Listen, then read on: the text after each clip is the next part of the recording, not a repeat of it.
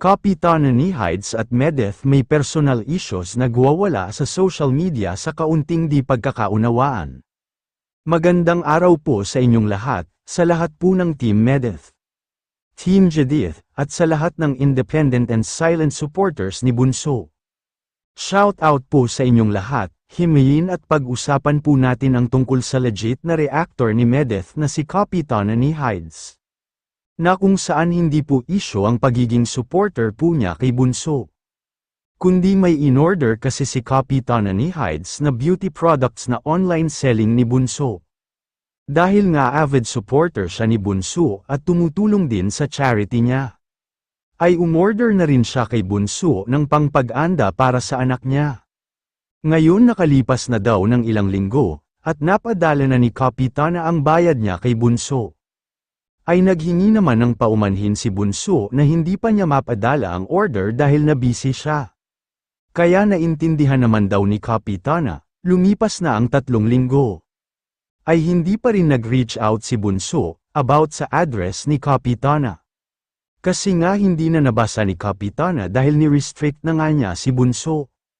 Dahil nagalit siya na habang nag-chat-chat daw sila ay naka-screenshot na daw ang convo nila sa GC. Kaya hindi yun nagustuhan ni Kapitana at ne-restrict si Bunso. Nabastos daw siya, isa din sa nag-provoke kay Kapitana.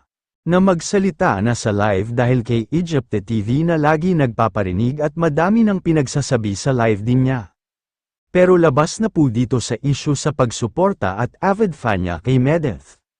Dahil hindi naman talaga matatawaran ang pagsuporta niya kay Bunso. Naging reactor siya, pinopromote talaga niya sa social media. At umalis din daw siya dati sa Kalingap kasi may nakita siyang mali. At lumipat kay Medeth hoping na okay ang lahat, wala po akong kinakampihan dito mga ka-viewers. Kasi may mali po silang dalawa, una kay Bunso, kung mag-online seller ka ay dapat alagaan mo ang customer mo. Priority mo dapat sila, dahil sila ang bread and butter mo. Maging responsible online seller ka para hindi ka masira sa ibang customer. Alam mo yan Bunso dahil nasa linya ka ng marketing. At ikaw dapat ang mag-reach out sa customer mo, bayad na dapat ang products may ship na agad. Nag-reach out naman si Bunso pero huli na kasi na-restrict na po siya ni Kapitana.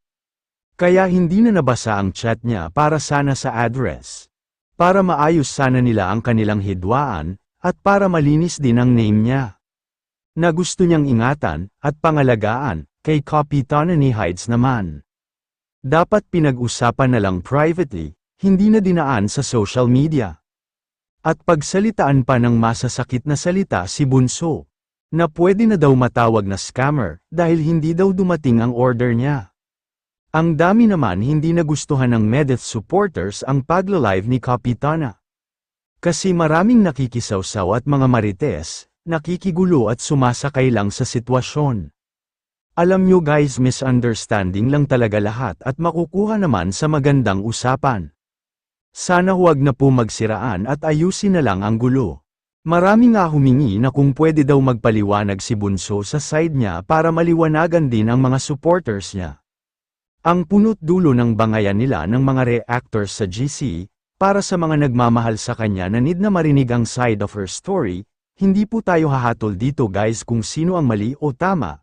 Kung sa tingin mo tama ka defend yourself and clear your name, lagi po natin tandaan, the truth will set you free. Hanggang sa muli po mga ka-viewers maraming salamat po sa inyong lahat.